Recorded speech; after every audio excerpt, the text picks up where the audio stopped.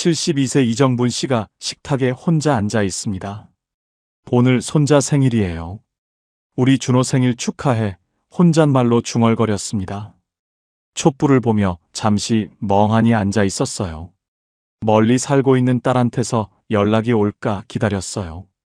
하지만 오지 않았습니다. 딸은 아들 생일 파티 준비하느라 정신없을 겁니다. 정분 씨는 혼자 초를 불어 껐습니다. 케이크를 한 입 베어 물었어요. 달았습니다. 하지만 눈물이 났습니다. 이게 내가 바라던 노년인가? 이 질문 앞에서 정분 씨는 그날 밤 한참을 울었습니다. 여러분도 혹시 지금 이런 마음이신가요? 통장을 보면 연금 80만 원, 관리비 내고 병원비 내고 밥값 쓰고 나면 남는 게 거의 없으세요. 이 돈으로 언제까지 살 수 있을까? 혼자 아프면 어떡하지? 라는 불안이 밤마다 찾아오십니까? 2025년 통계청 자료를 보면 지금 우리나라 65세 이상 1인 가구가 210만 가구입니다. 그중 여성 독거노인이 145만 명이 넘어요. 평균 소득은 월 95만 원도 안 됩니다. 이정분 씨만의 이야기가 아니라는 거죠. 그런데 정분 씨는 달라졌습니다. 여전히 혼자 살고, 여전히 연금은 80만 원이고, 여전히 외로워요. 하지만 지금은 이렇게 말할 수 있게 됐습니다. 그래도 오늘을 살아냈어요. 그래도 괜찮아요.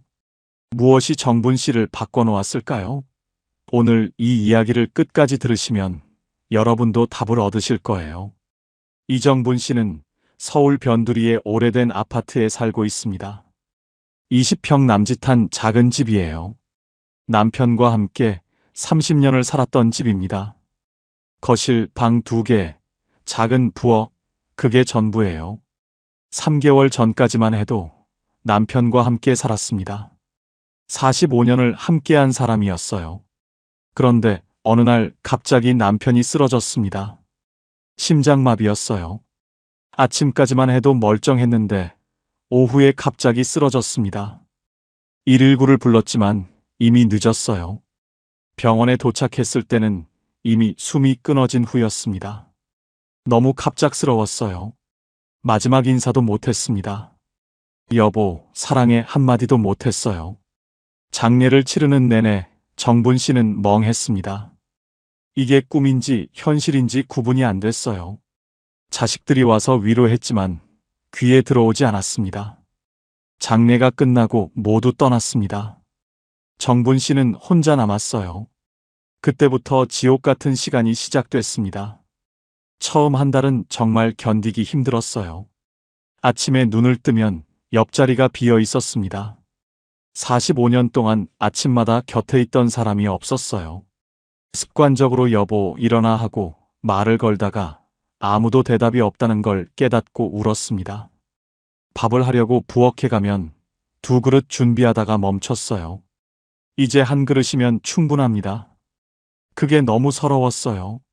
식탁에 혼자 앉아서 밥을 먹으면 목이 메어서 넘어가지 않았습니다. 그래서 자주 굶었어요. 먹기 싫었습니다. 혼자 먹는 밥이 맛없었어요. 저녁이 되면 더 외로웠습니다. 남편이 있을 때는 저녁에 같이 TV를 봤어요. 드라마 보면서 이야기하고 뉴스 보면서 투덜거리고 그렇게 시간을 보냈습니다. 하지만 이제 혼자 TV를 봅니다. 재미없어요. 그냥 소리를 듣기 위해 틀어놓는 거예요. 집이 너무 조용하면 무서우니까요. 밤이 가장 힘들었습니다. 침대에 누우면 옆자리가 너무 텅 비어 있었어요. 이불을 덮어도 따뜻하지 않았습니다. 혼자 자는 게 이렇게 외로운 줄 몰랐어요. 45년 동안 옆에서 같이 잤는데 이제 그 자리가 비었습니다. 가끔 손을 뻗어봤어요. 습관적으로 옆을 더듬습니다. 하지만 아무도 없어요. 차가운 이불만 만져집니다. 그럴 때마다 눈물이 났어요. 왜 나를 두고 먼저 갔어? 나는 어떻게 살라고 원망도 했습니다. 화도 났어요. 하지만 소용없었습니다. 남편은 돌아오지 않았어요. 잠을 자려고 눈을 감으면 남편 생각이 났습니다. 같이 살았던 45년이 주마등처럼 지나갔어요. 젊었을 때, 결혼했을 때, 아이를 낳았을 때, 힘들었던 순간들, 행복했던 순간들, 그 모든 기억이 떠올랐습니다. 그러다 새벽이 됐어요. 제대로 잠을 못 잤습니다. 자식들은 가끔 전화했습니다. 엄마, 괜찮아? 물어봤어요. 정분 씨는 응, 괜찮아 하고 대답했습니다. 괜찮지 않았지만 괜찮다고 했어요. 자식들 걱정시키기 싫었으니까요. 자식들도 각자 삶이 있습니다. 아들은 회사 다니느라 바쁘고 딸은 애들 키우느라 바빠요. 어쩌다 주말에 한 번 전화하는 게 전부입니다. 명절에 한 번, 생일에 한 번 보는 게 고작이에요. 그나마도 바쁘면 못 와요. 손자 생일날도 연락이 없었습니다.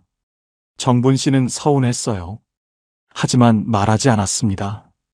애들도 힘들다는 걸 아니까요. 그럴 때마다 정분 씨는 깨달았습니다. 결국 나는 혼자구나 라고요. 혼자 사는 건 외로운 것만이 아니었습니다. 돈 문제도 있었어요. 이정분 씨는 매달 연금 80만 원을 받습니다. 남편이 직장 생활을 했기 때문에 받을 수 있는 유종연금이에요. 80만 원도 정말 감사합니다. 처음에는 괜찮을 줄 알았습니다. 혼자 쓰니까 돈이 덜 들 거라고 생각했어요. 하지만 착각이었습니다. 혼자 살아도 돈은 비슷하게 듭니다. 관리비는 똑같아요. 아파트 관리비는 사람 수와 상관없이 나옵니다. 매달 13만 원씩 나가요. 전기세, 가스비, 수도세, 인터넷 요금 합치면 6만 원 정도 됩니다. 휴대폰 요금은 2만 5천 원이에요. 여기까지만 해도 21만 5천 원입니다. 4분의 1이 넘는 돈이 고정비로 나갑니다. 그 다음은 식비예요. 혼자 먹으니까 돈이 덜 들 줄 알았는데 그것도 아니었습니다. 재료를 조금만 사도 비쌉니다. 혼자 먹을 만큼만 사려고 해도 마트에서 파는 건 대부분 2인분 이상이에요. 김치도 작은 거 사면 비싸고 야채도 조금만 사면 비쌉니다. 그래서 남편 있을 때랑 비슷하게 듭니다. 한 달에 25만 원 정도 들어요. 병원비도 만만치 않습니다. 정분 씨는 고혈압 약을 먹고 있어요. 무릎도 안 좋아서 정형외과에 다닙니다. 한 달에 병원비가 8만 원 정도 나가요. 여기저기 다 쓰고 나면 남는 게 25만 5천 원입니다. 여기에 갑자기 돈 들어갈 일이 생기면 큰일입니다. TV가 고장 나거나 보일러가 고장 나거나 이가 아파서 치과에 가야 하거나요. 그럴 때마다 통장 잔고를 봅니다. 불안해요. 이 돈으로 언제까지 살 수 있을까 하는 생각이 듭니다. 정분 씨는 매일 아침 가계부를 씁니다. 어제 뭘 샀는지, 얼마 썼는지 다 기록해요. 계산기를 두드립니다. 이번 달은 얼마나 남았나 확인합니다. 조금이라도 아끼려고 노력해요. 전기를 아끼려고 낮에는 불을 안 켭니다. 창문으로 들어오는 햇빛만으로 지내요. 겨울에는 보일러를 최소한으로만 틉니다. 춥지만 참아요. 옷을 껴입으면 되니까요. 외식은 꿈도 못 꿉니다. 편의점 도시락도 사치예요. 집에서 해먹는 게 제일 싸니까요. 옷도 안 삽니다. 입던 옷 입으면 돼요. 어차피 만날 사람도 없으니까요. 이렇게 아껴도 불안합니다. 이렇게 살아서 뭐가 남나 하는 생각이 들 때도 있어요. 하지만 어쩔 수 없습니다. 이게 현실이에요. 그렇게 2달을 보냈습니다. 외롭고 불안하고 무기력한 날들이었어요. 아침에 눈을 떠도 할 일이 없었습니다. TV 보고 밥 먹고 또 TV 보고 그게 전부였어요. 친구도 별로 없었습니다. 평생 남편하고만 살았으니까요. 남편이 친구였어요. 이웃들과도 친하지 않았습니다. 인사만 하는 사이였어요. 그래서 말할 사람이 없었습니다. 하루 종일 말 한마디 안 하는 날이 대부분이었어요. 목소리를 잊어버릴 것 같았습니다. 그래서 가끔 혼잣말을 했어요. 오늘 뭐 먹지? 날씨 좋네. 배고프네 이런 말들을 혼자 중얼거렸습니다. 그렇게라도 하지 않으면 정말 미칠 것 같았어요. 그러던 어느 날이었습니다. 비가 왔어요. 우산도 없었고 갈 곳도 없었습니다. 그냥 집에만 있기 싫었어요. 답답했습니다. 정분 씨는 우산 없이 밖으로 나갔습니다. 비를 맞으며 걸었어요. 어디로 가는지도 모르고 그냥 걸었습니다. 한참을 걷다가 건물 하나가 보였어요. 노인복지관이었습니다. 예전에 지나가면서 본 적은 있는데 들어가 본 적은 없었어요. 비를 피할 겸 안으로 들어갔습니다. 로비가 따뜻했어요. 안내 데스크에 직원이 있었습니다. 어르신, 무엇을 도와드릴까요? 친절하게 물었어요.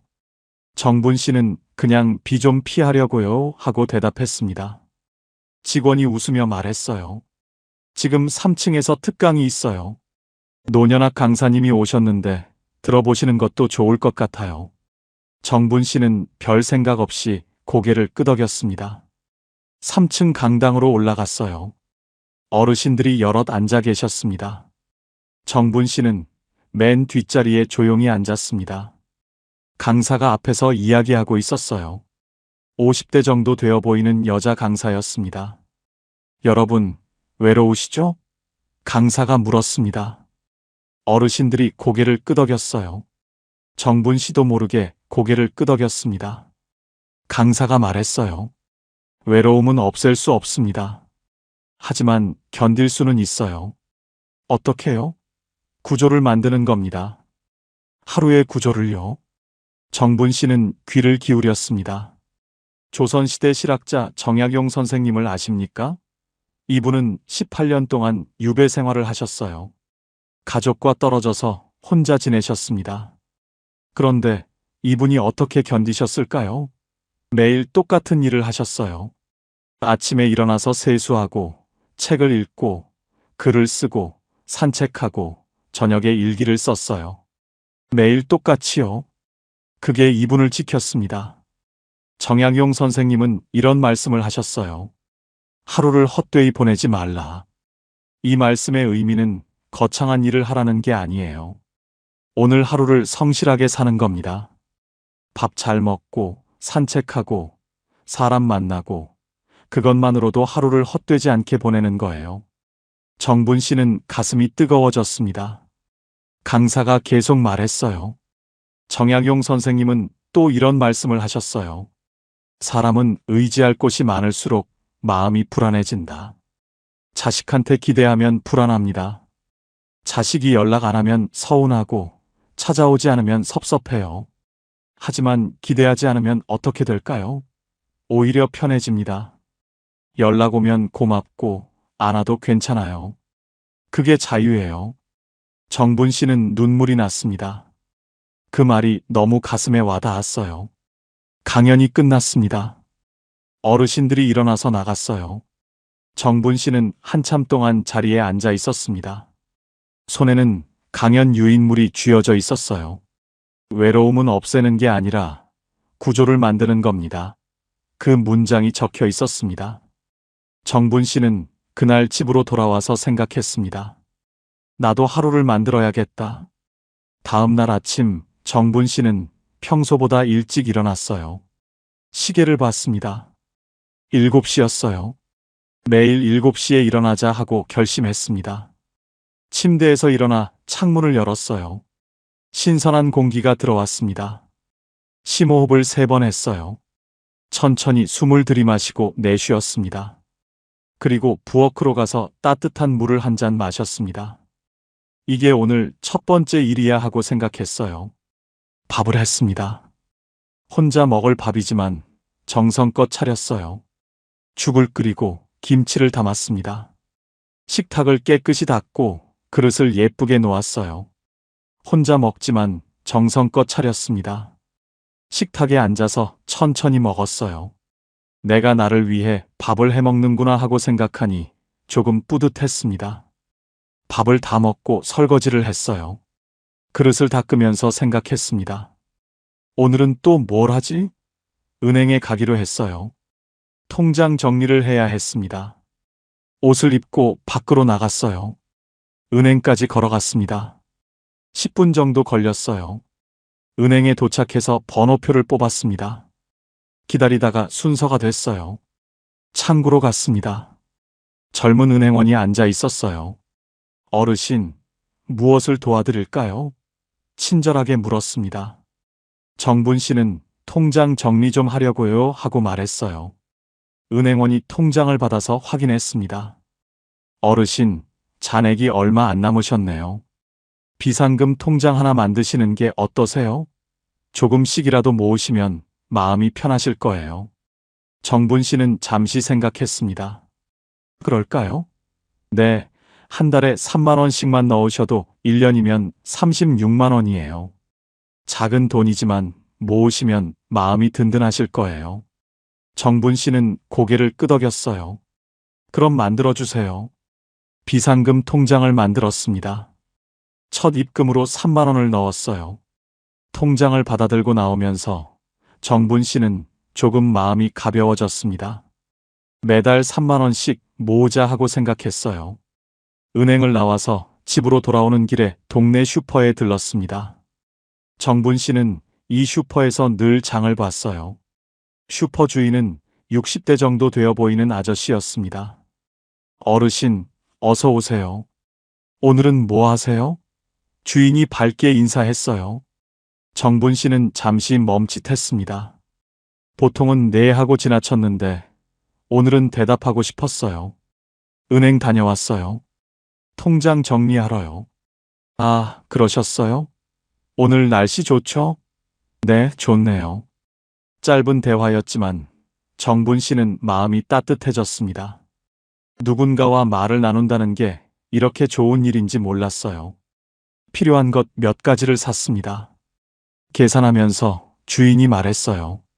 어르신, 자주 오세요. 반가워요. 정분 씨는 웃으며 네, 그럴게요 하고 대답했습니다. 그날부터 정분 씨는 작은 변화를 시작했습니다. 매일 아침 7시에 일어났어요. 창문을 열고 심호흡을 3번 했습니다. 따뜻한 물을 한 잔 마셨어요. 혼자지만 식탁을 정성껏 차렸습니다.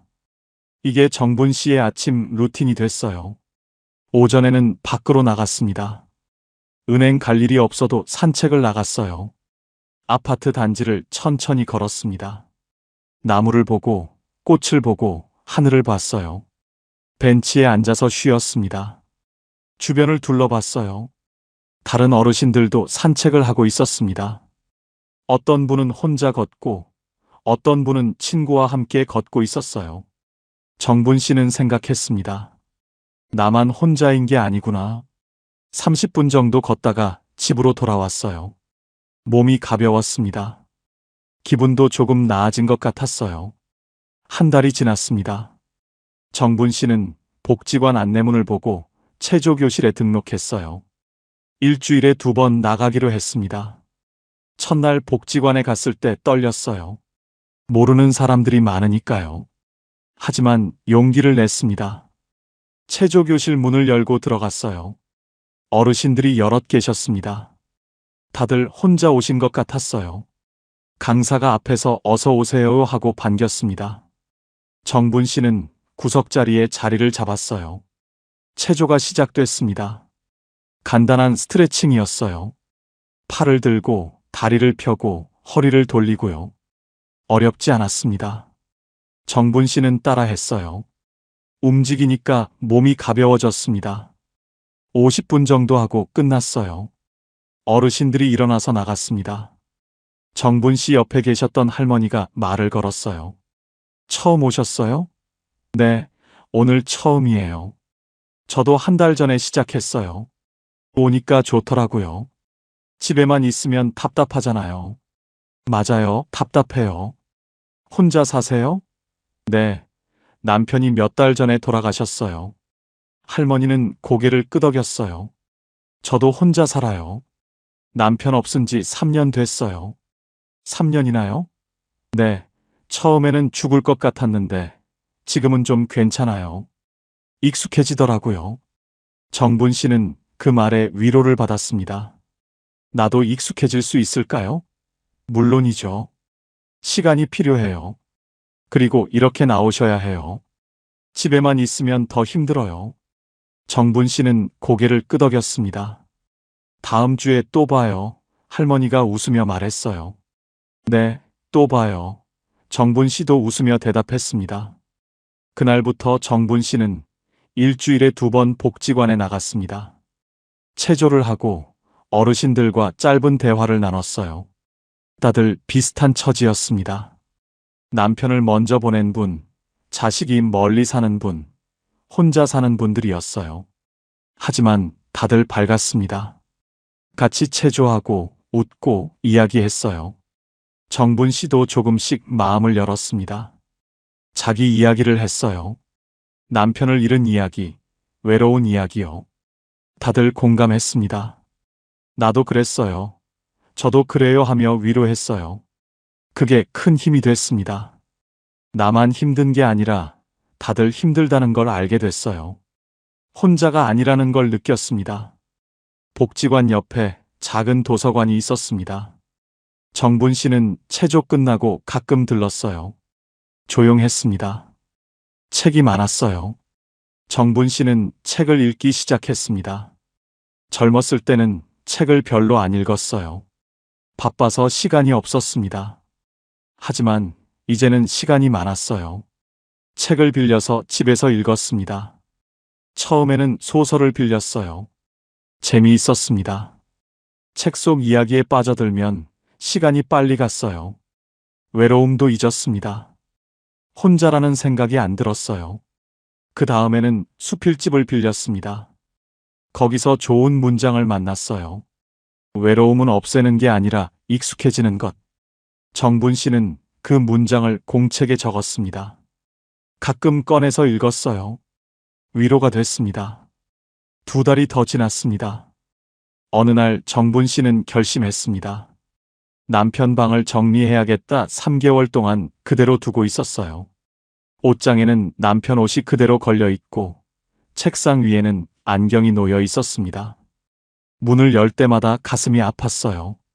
하지만 이제는 정리할 때가 됐다고 생각했습니다. 용기를 내서 방문을 열었어요. 남편 냄새가 났습니다. 정분 씨는 잠시 서 있었어요. 눈물이 났습니다. 하지만 참았어요. 이제는 정리해야지 하고 생각했습니다. 옷장을 열어서 옷을 하나씩 꺼냈어요. 남편이 자주 입던 셔츠, 바지, 재킷을 꺼냈습니다. 하나하나 만지며 기억했어요. 이 옷 입고 어디 갔었지? 이거 내가 사준 거지 하며 추억했습니다. 눈물도 났어요. 하지만 참았습니다. 옷을 깨끗이 개서 상자에 담았어요. 다 버릴 수는 없었습니다.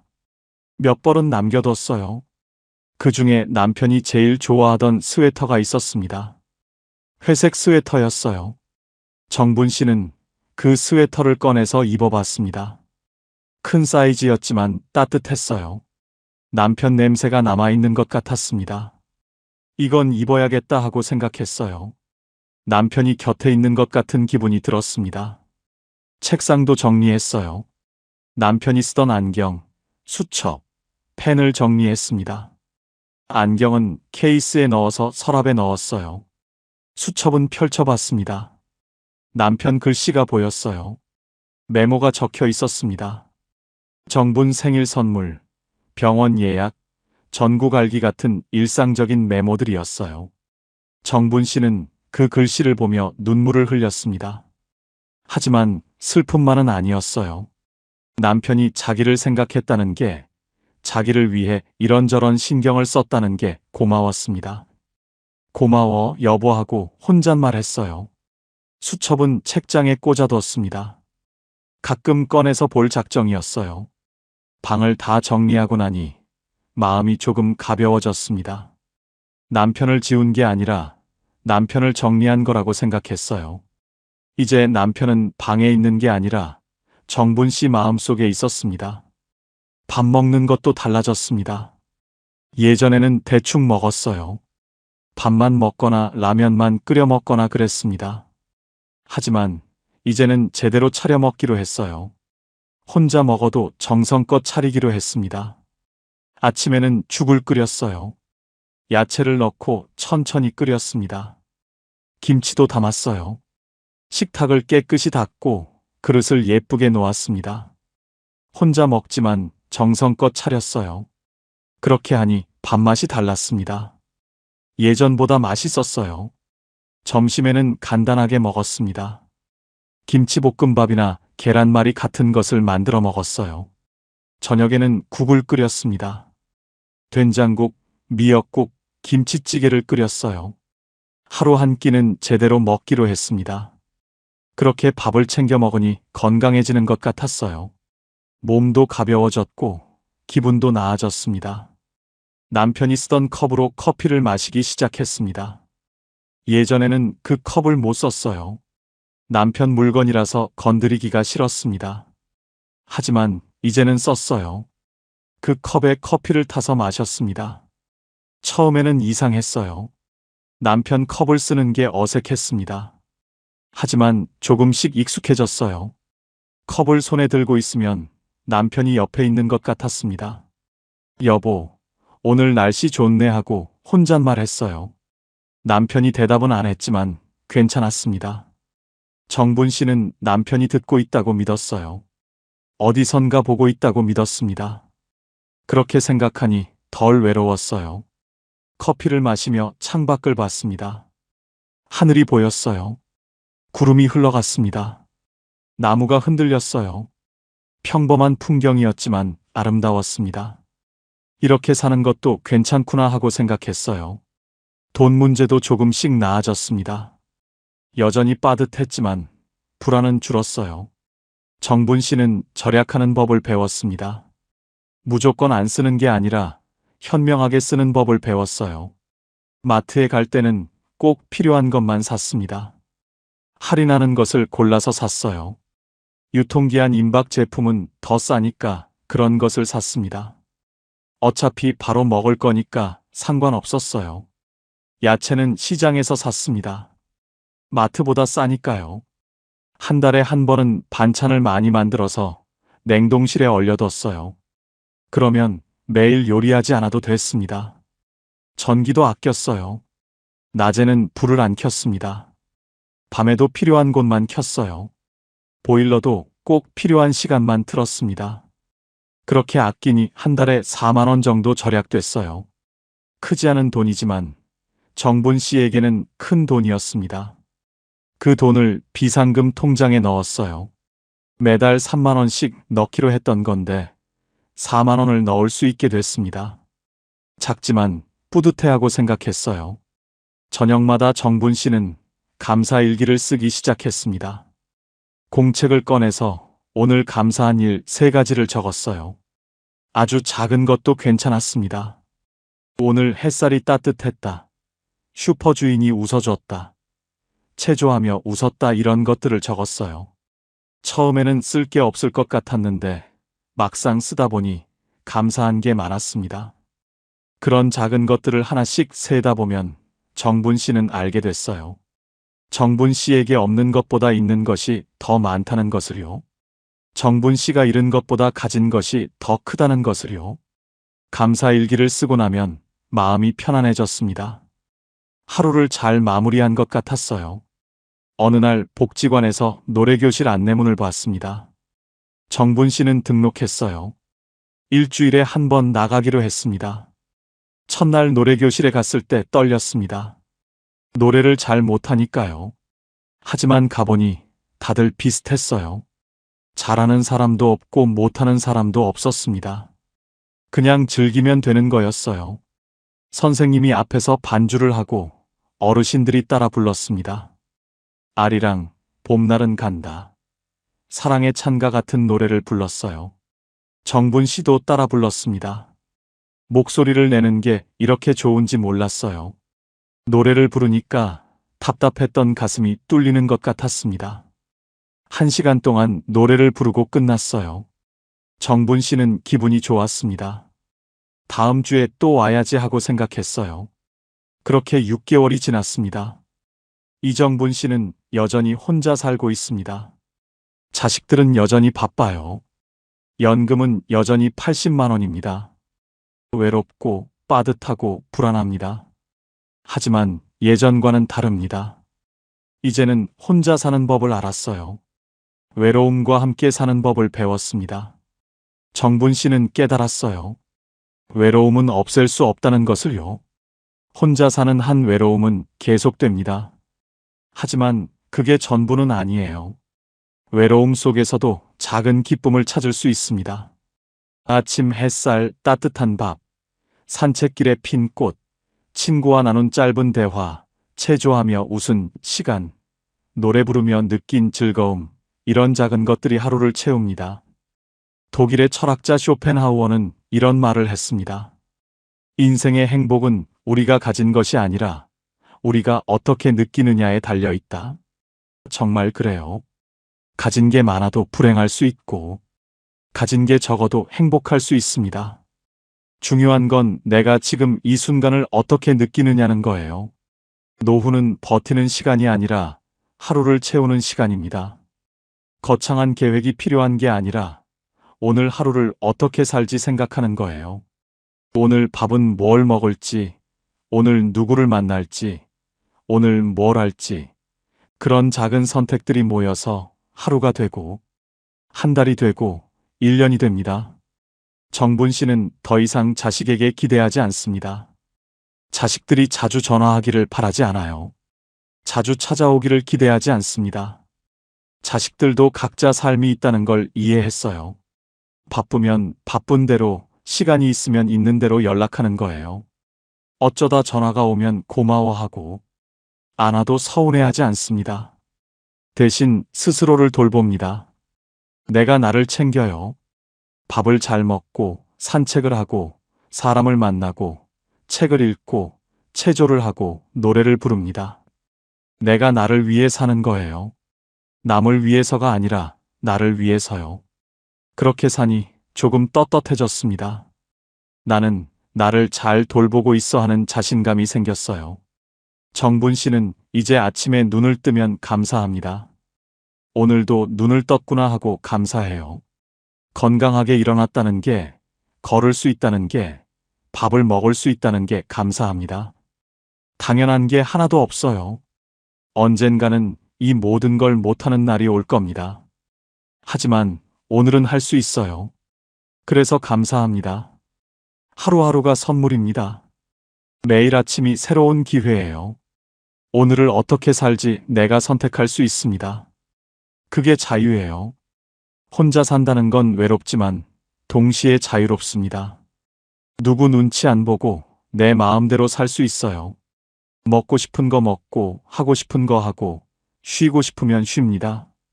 그게 좋아요. 물론 여전히 힘든 날이 있습니다. 문득 남편 생각이 나서 눈물이 날 때가 있어요. 혼자 밥 먹다가 서러울 때가 있습니다. 밤에 잠 못 이룰 때가 있어요. 하지만 그런 날도 지나갑니다. 울고 싶으면 울고, 슬프면 슬퍼해요. 참지 않습니다. 감정을 있는 그대로 느낍니다. 그러고 나면 조금 나아져요. 다음 날이 되면 또 일어납니다. 밥을 먹고, 산책을 나가고, 사람을 만나요. 그렇게 하루를 살아냅니다. 완벽하지 않아도 괜찮아요. 행복하지 않아도 괜찮습니다. 그냥 살아내는 것만으로도 충분합니다. 당신이 지금 외로운 게 아닙니다. 혼자 사는 건 원래 외로운 거예요. 그게 당연합니다. 부끄러워할 일이 아니에요. 당신이 약해서가 아니라 사람은 원래 누군가와 함께 있어야 하니까요. 하지만 혼자여도 살 수 있습니다. 외롭지만 살아갈 수 있어요. 작은 것에서 기쁨을 찾고 하루하루를 채워가면 됩니다. 거창한 행복이 아니라 작은 만족으로 충분해요. 오늘 밥을 잘 먹었다. 날씨가 좋았다. 누군가와 인사했다. 그것만으로도 괜찮습니다. 70대가 넘어서야 깨달은 분들이 한결같이 말씀하셨습니다. 혼자 사는 법을 진작 알았더라면 얼마나 좋았을까 하지만 지금 이 이야기를 들으신 여러분은 다릅니다. 여러분은 그들보다 앞서 있어요. 당신은 오늘도 살아냈습니다. 아침에 일어났고, 밥을 먹었고 하루를 보냈어요. 그것만으로도 대단한 겁니다. 2025년 서울대 노년학 연구팀이 발표한 10년 장기 추적 연구 결과를 보면 70대가 넘어서도 건강하고 평온한 삶을 사시는 분들의 공통점은 거창한 게 아니었습니다. 바로 이겁니다. 매일 작은 것들을 해내시는 것, 혼자서도 하루를 채워가시는 것입니다. 혼자 사는 건 쉽지 않습니다. 외롭고 힘들고 불안해요. 하지만 당신은 해내고 있습니다. 매일매일 해내고 있어요. 그게 얼마나 대단한 일인지 아시나요? 스스로를 인정해 주세요. 칭찬해 주세요. 나는 잘하고 있어 하고 말해 주세요. 당신은 충분히 잘하고 있습니다. 내일도 눈을 뜰 겁니다. 또 하루가 시작될 거예요. 그 하루를 어떻게 채울지는 당신이 선택할 수 있습니다. 작은 것부터 시작하세요. 창문을 열고 숨을 쉬어 보세요. 심호흡을 3번 해보세요. 따뜻한 물을 한 잔 마셔보세요. 밖으로 나가서 10분만 걸어보세요. 누군가에게 인사해 보세요. 그게 전부입니다. 그렇게 작은 것들을 하나씩 하다 보면 하루가 채워집니다. 10년 후, 20년 후, 당신이 여전히 건강하게 웃고 있을 이유는 바로 오늘 당신이 내린 이 작은 선택들 때문일 겁니다. 오늘을 살아냈으니 내일도 살아낼 수 있어요. 당신은 혼자가 아닙니다. 많은 사람들이 당신과 같은 하루를 살고 있습니다. 외롭지만 그래도 살아가고 있어요. 우리는 함께 살아가고 있습니다. 고맙습니다. 오늘 이 이야기를 들어주셔서 고마워요. 당신의 하루가 조금이라도 덜 무겁기를, 당신의 내일이 조금이라도 더 따뜻하기를 바랍니다. 당신은 소중한 사람입니다. 살아있다는 것만으로도 축복이고 의미가 있어요. 오늘도 내일도 당신이 무사하기를 진심으로 응원합니다. 지금까지 황금노후였습니다. 감사합니다.